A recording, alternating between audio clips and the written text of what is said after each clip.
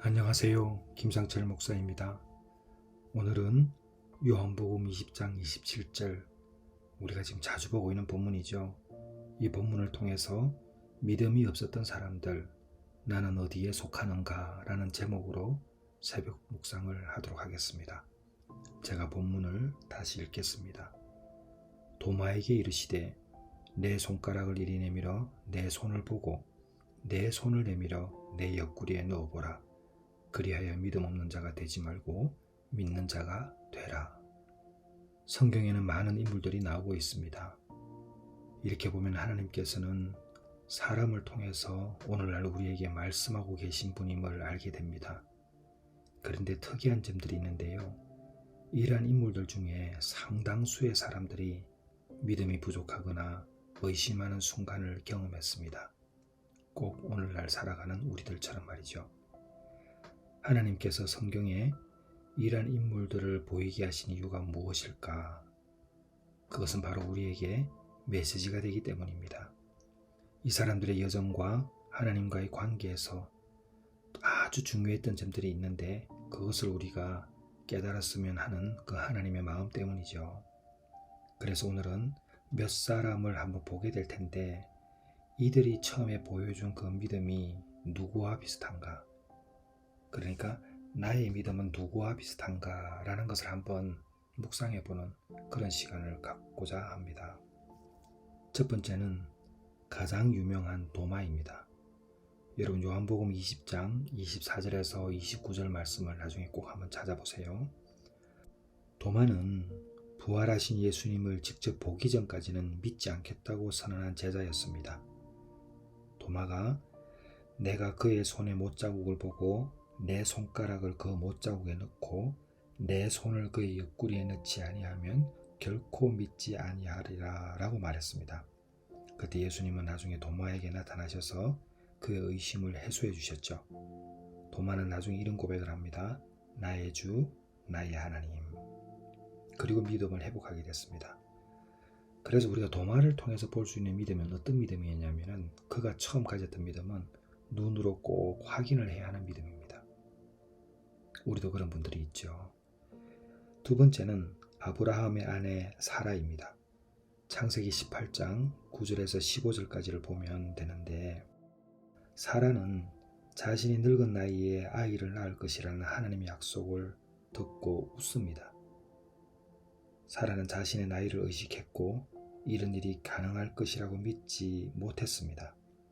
하지만 하나님은 사라의 웃음에도 불구하고 그 약속을 지키셨고 사라는 이삭을 출산했습니다.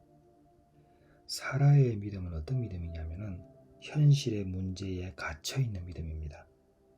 사라는 나이가 많다는 그 현실 문제에 갇혀서 하나님께서 말씀하시는 것을 믿지 못합니다.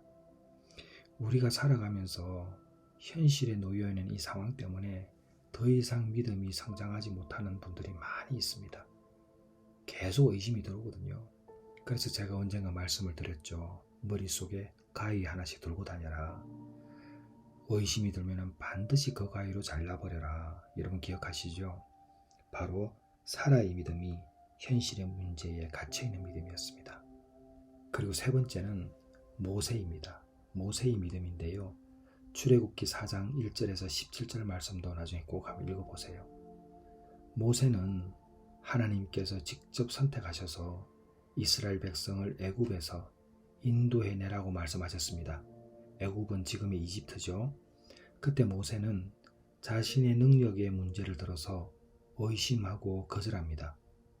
모세가 뭐라고 이야기하느냐면 그들이 나를 믿지 않고 내 말을 듣지 않을 것입니다 라고 말했습니다. 그때 하나님께서는 모세에게 여러 가지 기적을 보여주시고 확신을 시켜줬습니다. 자, 이것은요 앞서 말씀드렸던 사라하고는 조금 다릅니다.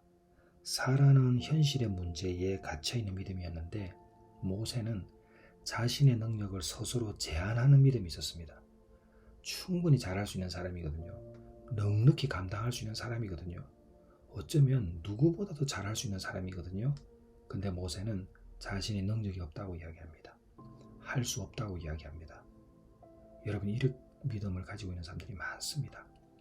교회를 다니면서도 이 자신감이 없는 분들이 좀 많이 있어요. 여러분, 이런 말이 있죠. 내가 부족해서 하나님의 일이 제한받지 않게 해주시옵소서 라는 기도. 저는 이 기도를 이인흥 선교사님을 통해서 처음 알게 되었습니다. 여러분, 의외로 모세와 같은 사람이 많이 있다는 것을 꼭 기억하시고, 어쩌면 여러분이 모세가 처음 가졌던 그 믿음을 지금도 가지고 계신 분들이 있을 수 있어요. 나는 할 수 없어요. 그리고 의심하고 안 하는 거예요. 못하는 거죠. 그렇지 않습니다. 하나님께서 여러분과 함께 하신다는 것을 꼭 기억하시길 바랍니다. 그리고 네 번째는 모세의 누이 미리암의 믿음입니다. 민수기 12장 1절에서 2절까지를 보시면 되는데요. 이 믿음은 어떤 믿음이냐면 자신의 생각과 다르기 때문에 비판하고 의심하는 믿음입니다. 결국은 이제 불순종하게 되는 거죠. 어쩌면 모세의 누이 미리암이 가장 우리가 경계해야 될 믿음입니다. 피해야 될 믿음이죠. 미리암은 모세의 누이로 이스라엘 백성이 홍해를 건너는 것을 봤습니다.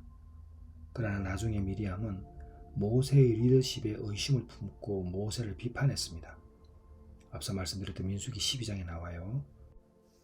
이로 인해서 하나님은 미리암에게 진노하셨고 나병으로 벌하셨습니다. 하나님께서 지명하시고 맡기신 일을 감당하는 리더를 향해서 반역을 일으킨 것이 하나님 보시기에 좋지 않았던 것이죠. 결국 미리암은 나중에 회복이 됩니다. 그러나 이 경험을 통해서 하나님의 권위에 순종하는 것이 얼마나 중요한지를 알게 됩니다. 근데 한 가지 궁금한 점이 있죠. 왜 비판을 했을까요? 그 이유가 민수기 12장 1절에서 2절까지 나와 있습니다. 모세가 구스 여인과 결혼했기 때문입니다. 구스는 지금으로 말하면 이디오피아라고 이제 알려져 있는데요.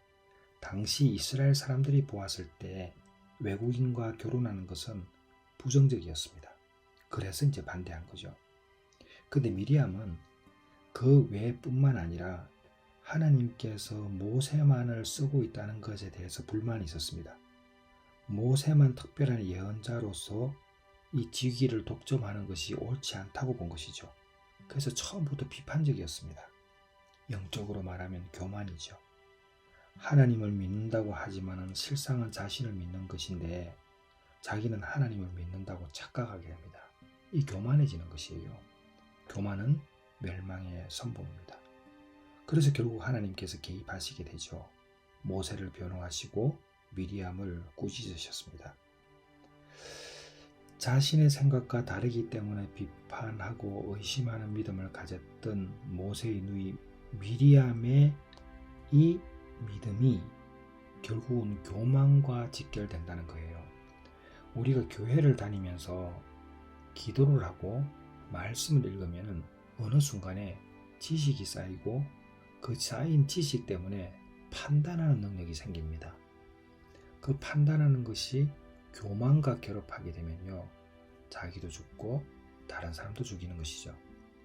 그래서 실상은 믿음이 있는 것 같지만 그 믿음에 하나님께서 역사하지 않으십니다. 그러므로 늘 겸손하고 나는 작은 자이다라는 그 고백을 통해서 한 걸음 한 걸음 겸손으로 나아갈 때 하나님께서 큰 은혜를 부어주실 줄 믿습니다. 자, 여러분, 도마의 유형이 있고 사라의 유형이 있고 모세의 유형이 있고 미리암의 유형이 있습니다. 여러분은 어떤 유형에 속하십니까? 기도하겠습니다.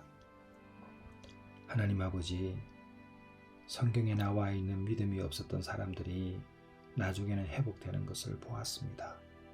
하나님, 저는 어디에 속하여 있는지 알게 하여 주시옵소서.